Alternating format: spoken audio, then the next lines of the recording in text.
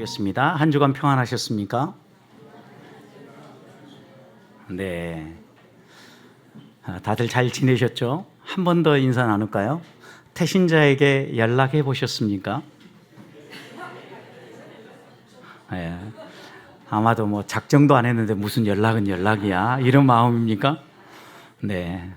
작정은 안 하셨더라도 우리의 마음속에 이 가을에 한번 데려오고 싶은 사람들은 한두 분씩 다 있지 않습니까? 적어도 그들에게 연락도 하고 이번 다가오는 한 주간 동안은 차도 한 잔 마시면서 야, 내가 너와 함께 교회 한번 가고 싶은데 시간 한번 내달라, 이렇게 구체적으로 만나서 얘기도 하고 차도 한잔 하면서 이 가을에 하나님의 손길도 경험하고 또 하나님께서 영혼 구원의 풍성한 열매도 여러분을 통하여서 일하시는 손길들을 맛보시기를 주님의 이름으로 축복합니다. 하나님은 우리를 구원하시고 그냥 내버려 두신 분이 아니라 구원하시고 난 다음에는 하나님이 계획하신 곳까지 도달하도록 책임지고 인도하시는 분이십니다. 이스라엘 백성을 애굽에서 구원하고 출애굽시킨 것으로 끝나지 않으셨죠.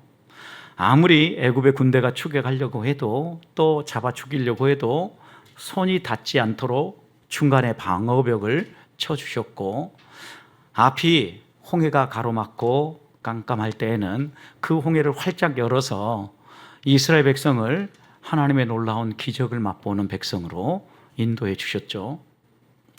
자신들을 공격하고 끝까지 괴롭힐 애굽의 군대는 그 홍해 바다에 완전히 수장시켜 주시고, 하나님을 의지하고 하나님을 따라가는 백성에게 하나님이 어떻게 은혜를 베푸시고 인도하신가를 분명히 보여주신 겁니다.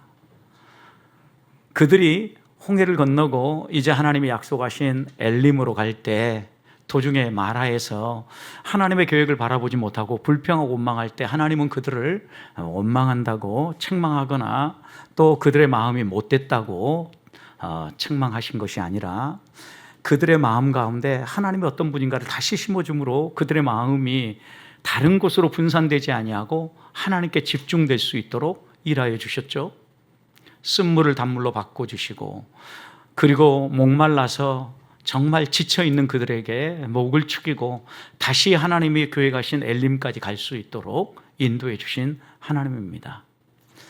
엘림에서는 하나님께서 샘 12개와 종려 70그루 아래에서 쉼과 회복을 얻게 하셨죠. 그런데 역시 이 엘림도 하나님이 인도하시는 길 가운데 과정이지 목적지가 아니죠. 하나님의 1차 목적지는 어디입니까? 하나님을 예배하는 예배산, 신의 산으로 인도하는 겁니다. 그래서 하나님은 이 엘림에서 오늘 1절 말씀을 보면 신의 산을 향하여 출발을 시킵니다. 1절 보니까 약 한 달 보름 정도 시간이 흘렀을 때 이들이 신 광야에서 먹을 양식이 다 떨어지게 됩니다. 다시 이들은 하나님을 불평하고 원망하지요. 하나님께서 그들을 먹여주시고 그들을 입혀주시고 인도하실 것을 믿고 감사해야 되는데 그들에게 가진 것이 다 떨어졌을 때 우리는 죽었구나 라고 생각을 합니다. 여러분, 그런데 2절 보십시오. 그 원망이 모세와 아론을 향한 원망 같지만 실제로는 하나님을 향한 원망이고 하나님을 향한 불신의 고백입니다. 3절 보시면 마지막 부분에 이렇게 얘기합니다. 이 온 회중이 줄여 죽게 하는도다. 누가요? 모세와 아론이 우리를 잘 꼬드겨 가지고 따라왔는데 아무리 생각해 봐도 하나님이 우리를 이렇게 위험 가운데 몰아넣어서 죽게 만드시는 것은 하나님 뜻이 아닌 것 같으니까 아무리 생각해 봐도 우리가 잘못 따라 나온 것 같다라고 얘기한 거예요. 여러분, 3절 앞부분을 보십시오. 이스라엘 자손이 하나님의 뜻을 이렇게 이해한 거예요. 그들에게 이르되 우리가 애굽 땅에서 고기 가마 곁에 앉아 있었던 때와 떡을 배불리 먹던 때에 여호와의 손에 죽었더라면 좋을 걸. 그러니까 하나님의 뜻은요, 이렇게 고기 가마 곁에서 고기도 얻어먹고 배도 배불리 먹으면서 하나님의 손에 하나님의 부름을 받는 것이지, 이렇게 하나님의 뜻과 달리 광야에 나와서 헤매다가 굶어 죽는 것이 하나님의 뜻이 아니라고 그들은 이해한 거예요. 실제로 하나님은 하나님의 백성을 인도할 때 평안하고 행복한 길로, 풍성한 길로 인도하시는 게 사실입니다. 여러분, 그런데 하나님의 인도하심을 곰곰이 보십시오. 이 말씀을 맞지만 결국 하나님이 결과론적으로는 그렇게 인도하시지만 그곳까지 인도하기에는 마라도 있고 그 다음에 홍해도 있고 여러 가지 우리의 마음을 하나님께로 향해야 되는 믿음의 훈련의 현장도 곳곳에 있다라는 거예요. 어떤 사람도 신앙생활할 때 단번에 아무런 이런 시험거리가 없이 풍성한 하나님의 부요한 삶을 맛보지 않는다라는 거예요. 여러분, 그럼에도 불구하고 이 이스라엘 백성들은 하나님의 뜻은 분명히 우리에게 행복을 주는 건데 왜 우리가 이렇게 광야에서 굶어 죽어야 되느냐? 이건 하나님의 뜻이 아니다. 우리가 모세 아론에게 속아서 나온 것이다. 하나님의 뜻은 오히려 우리들이 평안하게 먹고 누리며 살다가 하나님 손에 부름을 받는 것이다. 이렇게 3절에서 고백하고 있는 거죠. 여러분, 생각해 보십시오. 우리 모두도 행복한 삶을 살기 원해요. 또 하나님도 그걸 원하십니다. 여러분, 그런데 우리는 행복한 삶을 살아감에 있어서 무엇이 옳은 길인가, 무엇이 바른 길인가를 생각해야 합니다. 무엇이 하나님의 뜻인가, 하나님이 우리를 인도하시기 원하는 길이 무엇인가를 물어야 되는데 우리는 그것은 내려놓고 결과만을 생각합니다. 어떤 길이 배 굶지 않고 배부르게 살 수 있는 길인가, 어떤 것이 힘들고 땀 흘리고 고생하지 아니하고 좀 더 편안하고 부유하게 살 수 있는 길인가, 이걸 생각한다는 거죠. 여러분, 이것은 결과로 얻어지는 겁니다. 그런데 우리는 과정 가운데서 결과만을 바라보고 달려가다 보니까 하나님의 뜻을 찾기보다는 하나님의 뜻이 아닌 세상의 유혹과 세상의 소리에 귀를 기울일 때가 많다라는 겁니다. 하나님은 이스라엘 백성이 애굽에서 종살이하며 사는 것을 원치 않으셨어요. 그런데도 이스라엘 백성은 우리가 차라리 거기에서 종살이하면서 배불리 먹고 그 다음에 하나님 손에 의해서 죽은 게 하나님의 뜻이라고 이야기하잖아요. 하나님이 애굽에 그들을 종살이로 내버려 두시고 또 배불리 먹고 구원받지 못하고 노예로서 마감하는 인생을 계획하지 않으셨다라는 거예요. 결코 그것이 정상적인 삶이 아니고 이상적인 삶이 아님에도 불구하고 이들이 배가 고프니까 배불리 먹을 수 있는 곳, 삶은 어쨌든 상관없습니다. 배불리 먹을 수 있는 곳, 이곳이 하나님의 뜻이라고 오해하고 이런 불신의 불평을 하는 겁니다. 하나님은요, 우리를 부르실 때 하나님을 온전히 의지하고 하나님이 먹이시고 하나님이 입히시는 분이라는 것을 나타내기 원해요. 그리고 우리가 노력하고 땀 흘려서 먹는 게 아니라, 애굽에서 삶은 어떤 삶입니까? 철저하게 그들이 노력하고 애쓰고 땀 흘려 수고해서 얻는 삶이잖아요. 그런데 지금 이 애굽에서 나와서 광야를 가는 이 길은 어떻게 먹는 삶입니까? 하나님이 먹여주시고 하나님이 입혀주시는 삶이잖아요. 하나님이 우리에게 펼치시고 이루시기 원하시는 그 길은요, 하나님만을 의지하고 하나님만 붙잡고 하나님이 공급하시는 것으로 누리는 삶을 살아가는 거예요. 많은 경우 우리는 하나님을 이렇게 믿어야 됨에도 불구하고 하나님을 믿는다라고 얘기하면서도 세상을 딱 붙잡습니다. 그래서 우리 주님도 마태복음 6장 24절에서 한 사람이 두 주인을 섬길 수 없다. 왜냐하면 두 주인을 섬기다 보면 누구는 더 중요하게 생각하고 누구는 더 귀히 여기고 누구는 소홀히 여길 거기 때문에 하나님이 이렇게 두 주인 섬기라고 하는 게 아니다. 그러면서 하나님이 그 끝자락에 이렇게 얘기했습니다. 너희가 하나님과 재물을 겸하여 섬길 수 없다. 여러분, 우리들이 이 세상을 살아가면서 이 먹고 사는 문제, 어떻게 보면 가장 기본적인 문제인데 이것이 재물과 연관되어지고 우리의 돈과 연관되어지다 보니까 하나님도 붙잡으면서 돈도 붙잡는 거죠. 하나님을 믿는다라고 얘기하면서 어떻게 하면 돈을 많이 벌 건가를 생각하는 거죠. 그렇게 생각할 수 있습니다. 그런데 돈을 버는 방법에 있어서 내가 배부르고 내가 행복하기 위해서 다른 사람에게 피해를 입히고 또 내가 최대의 수익을 내기 위해서 나의 길, 이기적인 길을 걸어간다라는 거죠. 하나님은 두 주인을 섬길 수 없다는 이 말씀을 통해서 항상 우리에게 이렇게 묻습니다. 너는 하나님 편에 섰냐? 아니면 세상 편에 서 있느냐? 하나님은 우리가 하나님 편에 서서 하나님을 의지하기 원해요. 신앙생활은 하나님 없는 삶을 내려놓고 하나님을 붙잡고 하나님을 따라가는 길이 신앙생활입니다. 사랑하는 성도 여러분, 그러면 어떻게 우리가 하나님을 붙잡고 하나님을 따라가면서 하나님이 행하시는 일들을 볼 수 있습니까? 다른 말로 표현하면 하나님의 하나님 되심, 하나님의 영광을 맛볼 수 있는 길은 어떤 길입니까? 오늘 4절 말씀을 보십시오. 오늘 4절 말씀을 보면 그때에로 시작합니다. 이 말씀을 보면 하나님은 시간을 구별함으로 하나님의 영광을 보여주셔요. 그때가 언제입니까, 여러분? 이스라엘 백성이 먹을 것이 없다고 굶어 죽게 생겼다고 불평하고 원망할 때, 그때 그 시간을 구분해서 하나님은 하나님의 영광을 나타내 보여주셔요. 자, 이어보십시오. 여호와께서 모세에게 이르되 보라, 내가 너희를 위하여 하늘에서 양식을 비같이 내려주리라. 하나님은 없다고 불평하고 극한에 주저앉아 있는 그들에게 양식을 하늘에서 비처럼 내려주심으로 하나님의 영광을 나타내 보여주시겠다는 거예요. 하나님이 어떤 분인가를 증명해 보여주시겠다라는 거죠. 불평하는 사람들 책망하고 불평하는 사람들 때리기보다는 오히려 그들에게 하나님의 사랑과 하나님의 긍휼을 보여주심으로 하나님이 어떤 분인가, 하나님의 영광을 나타내 보여주는 거예요. 여러분, 그러니까 우리에게 무언가가 부족하고 우리에게 무언가 장애물이 나타났다면 그때는 언제예요? 하나님의 영광을 볼 때예요. 그런데 하나님의 영광을 보여주시는데 그때를 또 하나 오늘 7절 말씀을 보십시오. 이렇게 얘기합니다. 아침에는 너희가 여호와의 영광을 보리라 그랬어요. 왜 아침입니까? 아침에 만나를 주셨기 때문입니까? 그렇게 말할 수도 있는데 여기에 3번만 더 곱씹어보면 저녁에도 하나님께서 메추라기를 주셨거든요. 배고픈 그들에게 저녁에도 하나님께서 메추라기를 주시고 아침에 만나를 주셨단 말이에요. 그런데 아침의 영광을 보리라 그랬어요. 그렇다면 이 아침 속에는 단순히 만나만 주시는 게 문제가 아니라 무언가 또 다른 의미가 있다는 걸 여러분, 우리가 다시 한번 묵상을 해야 돼요. 아침에 하나님의 영광을 볼 수 있는 이유는 무엇일까요? 저는 여기에 첫 번째, 아침이 되면 우리의 모든 삶이 리셋되어져요. 이 리셋되어진다는 것은 지난 하루 동안 우리가 열심히 수고하고 땀 흘려서 일하여서 몸이 피곤해요. 그런데 잠자리에 들어서 하룻밤을 자고 그 다음 아침에 일어나면 어떻습니까? 다시 새 힘이 나요. 피로가 풀려요. 만약 어제의 수고가 농축되고 쌓여가지고 그 다음 날까지 지속되면 어때요?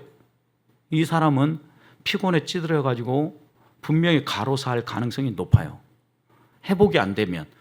그러나 하나님이 일반적으로 우리의 몸이 이렇게 수고하고 난 다음에 하룻밤을 자고 나면 그 다음 아침에는요, 리셋되게 해주셨어요. 제로 베이스에서 다시 시작할 수 있도록 하나님은 우리에게 새 길을 열어주시는 시간이 아침이에요. 여러분, 지난 하루 동안 해결되지 않는 여러 가지 고민거리들 때문에 마음이 그렇게 상심되고 힘들었다가도 자고 일어나면 어떻습니까? 그 문제는 여전히 해결되지 않았는데 마음은 조금 더 풀려 있죠. 여러분, 우리가 이렇게 서서히 마음을 풀어가면서 풀리지 않는 여러 가지 고민거리들도 하나하나 해결할 지혜를 얻고 힘을 얻어 살아가요. 그런 점에서 하나님께서요, 이 아침, 하루를 마감하고 새롭게 시작하는 아침, 이 시간에는요, 하나님이 놀랍게 은혜를 베푸시는 시간이기도 하고 하나님의 어떤 분인가를 나타내 보여주시는 시간이기도 합니다. 그래서 우리 주님도 마태복음 6장 34절 보면 이렇게 말씀하셨어요. 그러므로 내일 일을 위하여 염려하지 말아라. 내일 일은 내일 염려할 것이요 한날 괴로움은 그날에 족하니라. 여러분, 한날 한날씩 리셋되어진다는 걸 얘기하는 것. 우리는 오늘로 마무리하지 아니하고 오늘 걸 내일까지, 모레까지, 글피까지 내다보면서 고민하는 거죠. 여러분, 그런데 아침을 살려내면 하나님께서 이렇게 리셋해 주시는 은혜도 경험하면서 하나님의 영광을 볼 수 있는 눈이 열린다라는 거죠. 또 아침은 어떤 때입니까? 이렇게 리셋해서 제로 베이스로 만들어주니까요, 모든 게 새롭게 보이기 시작하는 때이기도 해요. 여러분, 생각해 보십시오. 하나님 앞에 감사하고 불평하는 것, 이것은 시각의 차이라고 그러죠. 하나님이 우리에게 베풀어 주신 것에 대해서 바라보기 시작하는 사람은 감사가 넘치고요, 하나님이 우리에게 주시지 않은 것을 하나 둘씩 세면서 하나님 이런 분이야 라고 되새기는 사람들은요, 불평하게 되어 있어요. 그래서 감사와 불평은 시각의 차이인데 하나님이 내게 주신 것을 보느냐 아니면 내게 없는 것을 보느냐의 차이예요. 그러니까 아침이 되어서도요, 여전히 불평이 가득한 것은 우리의 시각이 안 바뀐 거죠. 하나님이 니세대에서 새롭게 시작하라고 아침을 열어주셨음에도 불구하고 우리는 여전히 어제의 과거에 사로잡혀서 과거라는 안경을 가지고 오늘을 판단하려고 하니까 하나님의 손길이 보이지 않는 거죠. 하나님은 우리에게 분명히 말씀합니다. 내일을 바라보라고요. 그렇게 소망이 없었던 시절에 선지자로 눈물을 흘리면서 돌아오라 돌아오라 예쳤던 예레미야를 보십시오. 눈물의 노래 에가서를 쓰면서 예레미야 에가서 3장 19절 보면 얼마나 그때가 고통스럽고 아팠는지 이렇게 얘기합니다. 내 고초와 재난 곧 쑥과 담즙을 기억하십시오.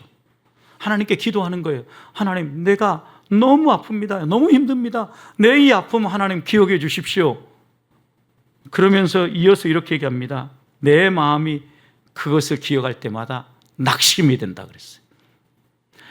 여전히 풀리지 않는 여러 가지 문제들, 아픔들 이런 것들을 내 마음에 품고 생각할 때마다 어때요? 낙심이 되고 주저앉아요.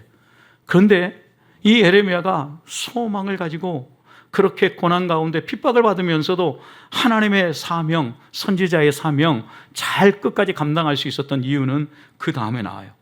이것을 내가 내 마음에 담아두었더니 그것이 오히려 나의 소망이 되었음은 여호와의 인자와 긍휼이 무궁하심으로 우리가 진멸되지 아니함입니다. 여러분, 그 아픔을 어떤 관점에서 본 거예요? 하나님의 긍휼과 하나님의 은혜라는 관점에서 다시 본 거예요. 아, 맞아. 하나님은 긍휼이 한이 없는 분이시지. 하나님이 우리를 위하여서 이런 일들을 겪게 하신 것은 나름 이유가 있지. 하나님이 이걸 통해서 우리를 완전히 멸절시키려고 하는 게 아니지. 하나님에 대한 이해가 생기니까 하나님을 통하여 자신의 형편과 사정을 바라보니까 낙심되었던 그 마음이 사라지고 그다음 뭐가 생겼어요? 오히려 소망이 생겼다라는 거예요. 어떤 상황에서 상황은 하나도 안 바뀌었어요. 완전히 지금 쑥과 같고 담즙처럼 쓰디쓴 그 고난의 현실 가운데 있음에도 불구하고 소망이 살아났다라는 거예요. 하나님을 가지고 하나님 품 안에서 우리가 만나고 있는 형편을 볼 수 있느냐 없느냐가 그만큼 중요하다라는 거예요. 어려움을 기억해 주십시오 라고 기도하면서 하나님 관점에서 내 상황을 보니까 소망이 살아났다라는 거예요. 그러면서 그 다음 23절에 이렇게 고백합니다. 이것이 아침마다 새로우니 주의 성실하심이 크도소이다. 여러분, 하루만이 아니에요. 하루만이. 그렇다면 이 고통과 아픔이 어땠다는 거예요? 쭉 반복해서 왔다는 거죠.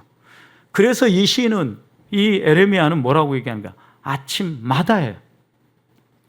고난의 현실이 여전히 해결되지 않았지만 아침마다 리셋해 주시고 아침마다 하나님을 품고 소망 가운데 시작하게 해주시니 주의 성실하심, 결국은 끝에는 하나님의 백성을 돌보고 새롭게 하실 그 하나님의 성실하심이 매일 아침마다 새로우니 하나님을 찬양하지 않을 수 없습니다 라고 예레미야는 고백하는 겁니다. 사랑하는 성도 여러분, 하루를 시작하는 아침은 그런 점에서 하나님의 영광을 보기에 가장 좋은 시간입니다. 아침을 잘 활용해야 하나님의 손길을 보면서 하루를 살아갈 수 있다는 말이기도 합니다. 우리가 하루를 시작할 때 어떻게 시작하고 있습니까? 아침을 하나님의 말씀을 묵상하고 하나님의 말씀과 함께 그 말씀을 통하여 세상을 본다면, 나의 형편을 본다면 하루가 달리 열리고 아침에 일하시는 하나님의 영광을 볼 수 있다는 거예요. 하나님이 위해서 비처럼 만나를 내려주시는데도 이것이 하나님이 주시는 것인지 모르고 내가 수고하고 내가 얻어서 내가 땀 흘려서 얻은 거라고 생각하면 그 아침에도 하나님의 영광을 돌리지 못하는 거죠. 모든 것을 제로로 만들어 놓고 하나님께서 이 아침에 하나님을 바라보게 하기 때문에 시인 다윗은 시편 57편 8절에서 이렇게 우리에게 권합니다. 내 영광아 깰지어라, 비파와 수금아 깰지어다, 내가 새벽을 깨우리로다. 왜 아침 새벽을 깨우려고 했겠어요? 그 시간이 가장 우리의 생각을 말끔히 정리하고 새롭게 하나님의 영광을 볼 수 있는 시간이기 때문에 믿음의 선배들은 새벽을 깨우며 그 하루를 주님과 함께 시작하고자 했던 겁니다. 사랑하는 성도 여러분, 여호와의 영광을 보기 원하십니까? 하나님의 때 하나님이 열으시는 아침을 살리십시다. 새벽을 깨우십시다. 그리고 하나님의 말씀을 통하여서 하나님이 우리에게 이루실 일들을 기대하며 매일매일 아침마다 주의 성실이 새롭습니다. 하나님의 영광을 나타나 보여주시니 감사합니다. 부활의 능력을 경험하며 하루하루 주와 동행하는 성도들이 되시기를 축복합니다. 두 번째, 하나님의 영광을 보기 원한다면 하나님을 가까이 해야 합니다. 이스라엘 백성을 보십시오. 하나님께서 이 만나를 하늘에서 비처럼 내려주시기 전에 먼저 9절 말씀을 보니까 이스라엘 백성을 부르십니다. 가까이 부르십니다. 모세가 또 아론에게 이르되 이스라엘 자손의 온 회중에게 말하기를 여호와께 어떻게 해라? 가까이 나아오라. 하나님 앞으로 가까이 나오라는 거예요. 그러면서 얘기합니다. 너희 온 마음 들었다. 하나님이 너희에게 하나님이 하늘의 비처럼 양식을 내려줄 거다. 그리고 이 양식을 통하여서 하나님만 의지하고 하나님만 따르고 있는지 그러지 않은지 내가 한번 확인하려고 한다. 분명히 말씀하지 않습니까? 12절도 보십시오. 이렇게 하나님께서 가까이 오라고 이야기하면서 이스라엘 백성으로 하여금 저녁에 해질 때에는 메추라기 줄 거고 아침에 해 뜰 때에는 만나 줄 건데 이걸 통하여서 내가 너희에게 어떤 존재인가를 알려주겠다. 나 여호와가 너희의 하나님이라는 사실을 알려주겠다라는 거죠. 여러분, 하나님의 하나님 되심을 알려주겠다라는 것, 하나님의 영광을 드러내겠다라는 거예요. 여러분, 그런 점에서 우리는 하나님 앞에 가까이 가야만 하나님의 영광을 볼 수 있어요. 우리의 삶 가운데 하나님은 수도 없이 하나님의 일들을 펼치십니다. 고기도 먹게 해주시고 그 다음 아침에 풍성한 양식을 배불리 먹여주기도 합니다. 그런데 하나님을 가까이 하지 아니하고 하나님을 마음속에 품고 살지 않은 사람은요, 이렇게 노력하고 이렇게 배불리 먹어도 이 모든 것들이 내가 노력해서 얻은 거라고 생각합니다. 하나님의 영광이 안 보이는 거예요. 그러니까 여러분, 그런데 하나님께 가까이 가고 하나님께 깨어있는 사람은요, 우리 앞에 펼쳐지는 모든 일들을 볼 때 이 일을 통하여 하나님이 뭘 하시려고 하는가를 내다보게 돼요. 그러면서 하나님의 손길을 발견하게 되고 일하시는 하나님께 찬양과 영광을 돌리는 거죠. 역시 하나님이셔 라는 고백과 감탄사를 내놓게 되어진다라는 거예요. 그래서 시인 다윗은 시편 73편 28절에서 하나님을 가까이함이 우리에게 복이다 분명히 고백했습니다. 또 시편 65편 4절에서는 주께서 택하사 가까이 오게 하사 주의 뜰에 거하게 하신 자는 복이 있나이다 그랬어요. 하나님을 가까이 함이 복인데 하나님이 우리를 택하여서 주의 뜰에 들어오도록 가까이 부르신 그 자가 복이 있다는 게 왜 복이 있어요? 주의 뜰에 심겨서 하나님의 영광을 볼 것이기 때문에 가까이에서 하나님이 우리를 위해서 무엇을 일하는지 무엇을 행하시는지 볼 것이기 때문에 그래요. 그래서 신명기 4장 4절에서는 여호와께 붙어서 여호와를 가까이 하는 사람은 오늘까지 죽지 아니하고 다 생존한다.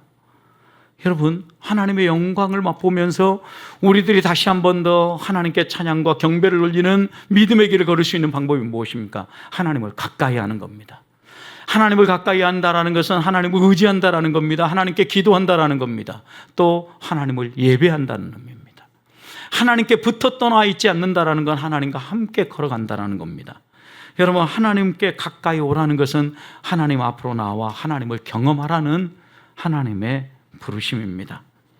하나님을 경험할 수 있는 가장 좋은 비결이 무엇입니까? 하나님 우리에게 말씀하시는 말을 듣고 그 말씀에 근거해서 하나님 앞에 기도하는 겁니다.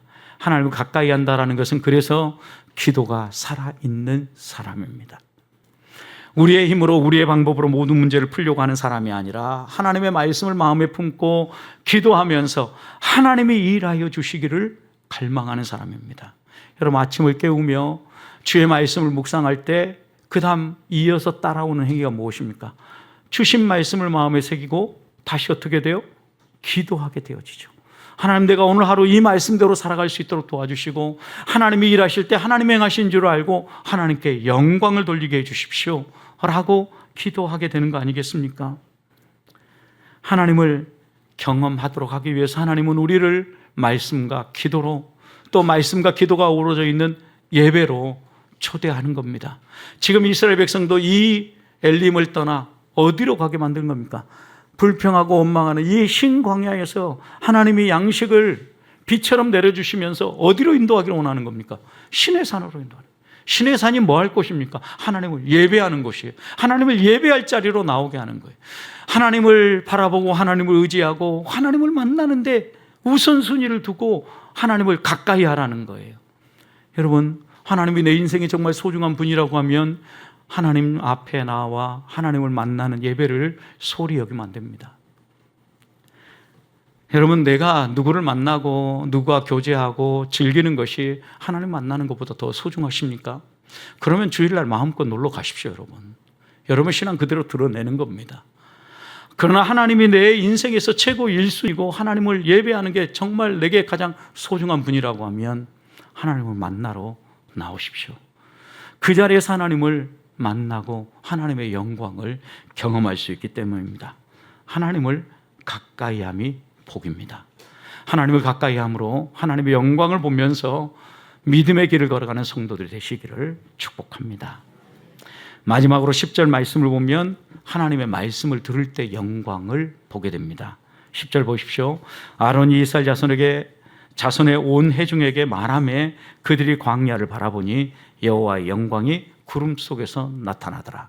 여러분, 언제 하나님의 영광이 또 나타났어요? 하나님의 말씀을 들을 때. 모세가 이스라엘 온 회중에게 하나님의 뜻을 전달한 거죠.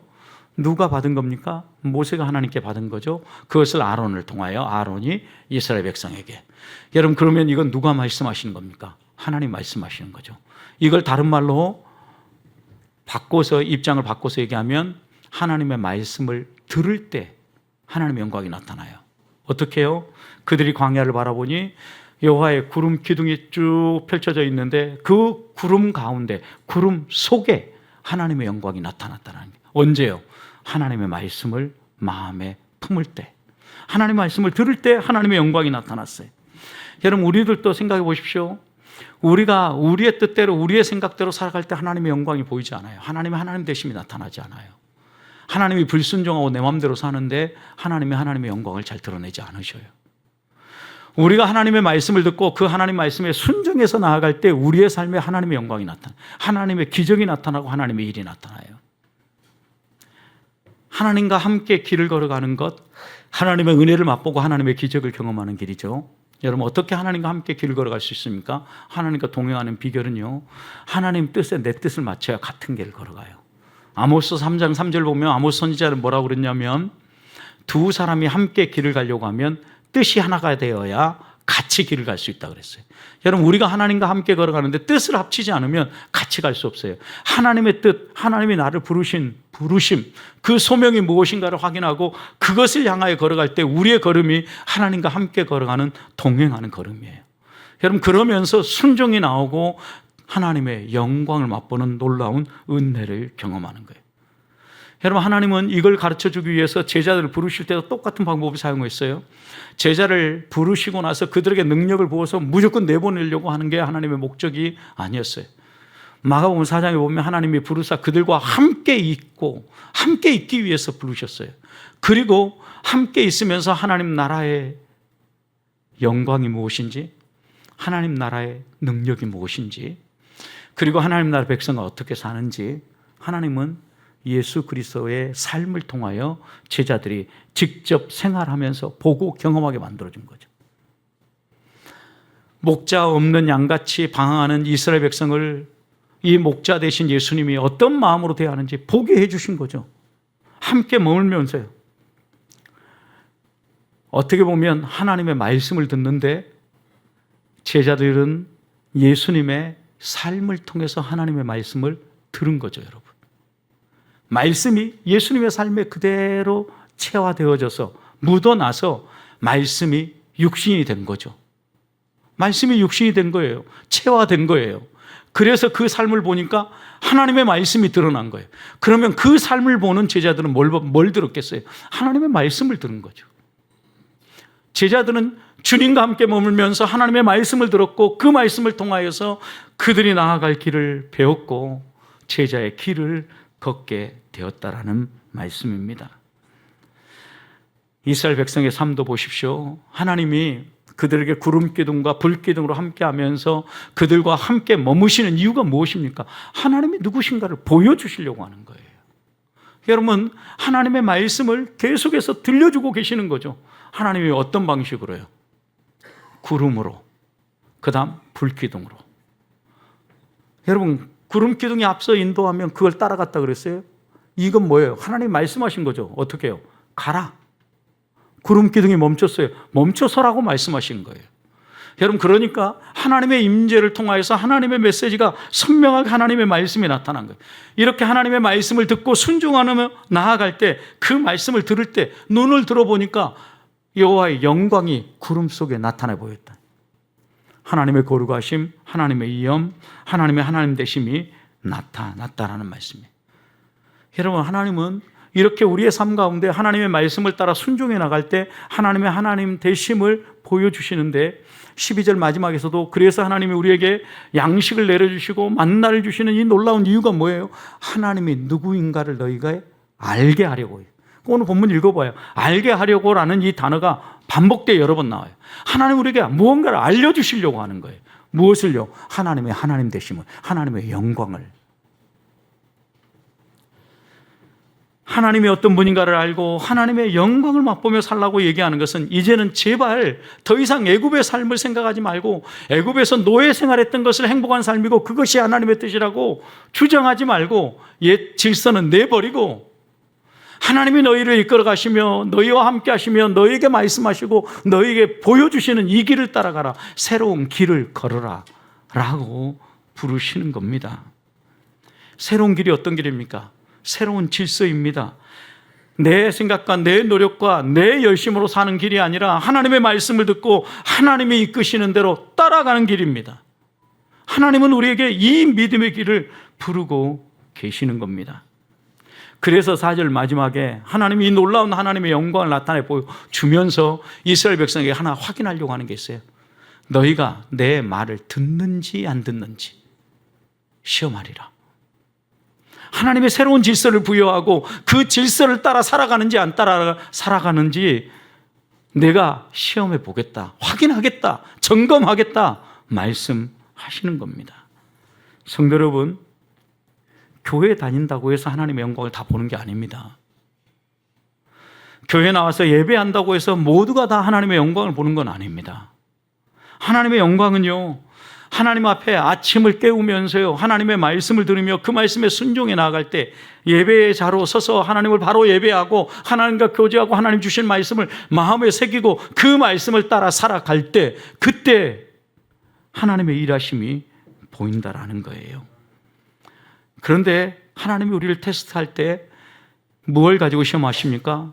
가장 기본적인 건 가지고 시험해요. 그 기본적인 게 무엇입니까? 먹고 마시는 문제예요. 양식의 문제를 가지고 하나님이 가장 기본적인 거 가지고 우리를 훈련하시는데, 생각해 보십시오. 아무 것도 없는 광야에서 하나님이요, 이스라엘 백성을 먹이시면서 하나님만이 너희를 먹이시고 책임지신다라는 거, 이걸 훈련하는데 얼마의 시간이 필요했어요? 40년이 필요했어요. 구원하는 데는 얼마가 필요했어요? 하나님이 구원하시기로 작정하니까 며칠 만에 이 놀라운 일들을 이루신 거죠. 하나님이 단번에 구원하셨잖아요. 그래서 어떻게 보면 구원은 단번에 이루어진다고 하면, 우리가 하나님을 닮아가고 하나님을 온전히 의지하며 하나님의 영광을 경험하는 삶은요, 어떻게 보면 우리의 평생 동안 진행된다고 해도 과언이 아니에요. 하나님 앞에서 우리도 단순간에 하나님을 바로 믿고 따라갈 거라고 착각하지 아니하고 매일매일 순간마다 하나님을 의지하고 아침을 깨우면서 하나님의 말씀을 묵상하면서 하나님 말씀에 순종하면서 하나님의 영광을 보기를 간구해야 합니다. 언제요? 하나님의 때. 하나님은 분명히 우리에게 말씀하십니다. 우리를 인도하실 때 하나님이 좀 앞에 있는 것을 보여주시면서 오늘을 견디게 해주시면 제일 좋은데, 한 번도 그렇게 하지 않아요. 예를 들어 마라에서 쓴 물의 오아시스를 만났을 때, 야, 그 물 아니야, 그 물 아니야. 엘림이 기다리고 있어. 엘림에 가면, 여기서 11km만 더 가면, 한 몇 시간만 더 가면 정말 너희를 위해서 샘 12개의 종려나무 70수 준비시켜놨어. 이렇게 말하지 않았어요, 여러분. 여러분, 또 신광야에서 양식 다 떨어졌어요. 그때 하나님, 야, 걱정하지 마. 내가 줄게. 기다려. 불평하지 말고 기다려. 그랬으면 원망 안 하고 잘 살 수 있잖아요. 근데 이건 신앙의 길이 아니에요, 여러분. 다 준 것 붙잡고 그것 가지고 자기가 걸어가는 것이지. 신앙의 길, 믿음의 길은 뭐예요? 내일은 안 보여요. 그러나 분명히 내일 하나님이 함께 할 것이라고 믿고 걸어가는 길이에요. 마라가 끝이 아니고 하나님이 이곳으로 인도하지 않았다고 하면 하나님은 분명히 엘림을 준비하고 기다리신다는 걸 믿는 거, 이게 신앙생활이에요. 오늘 내 양식이 다 떨어지고 내 은행의 잔고가 제로로 내려갔다고 해도 하나님이 때가 되면 다시 채우시고 먹이실 거라는 것을 믿고 하루를 시작하며 믿음의 길을 내딛는 것, 이게 뭐예요? 신앙생활이에요. 하나님 앞에서 믿음으로 하나님의 때를 기다리는 훈련을 시키시는 겁니다. 하나님의 영광이 나타날 때가 반드시 있습니다. 그것을 위하여서 아침을 깨우십시다. 그리고 하나님께 가까이 나아가서 하나님의 말씀을 듣고 그 말씀에 순종함으로 우리의 삶 가운데 일하시는 하나님의 영광을 맛보는 주의 자녀들이 되시기를 주님의 이름으로 축복합니다.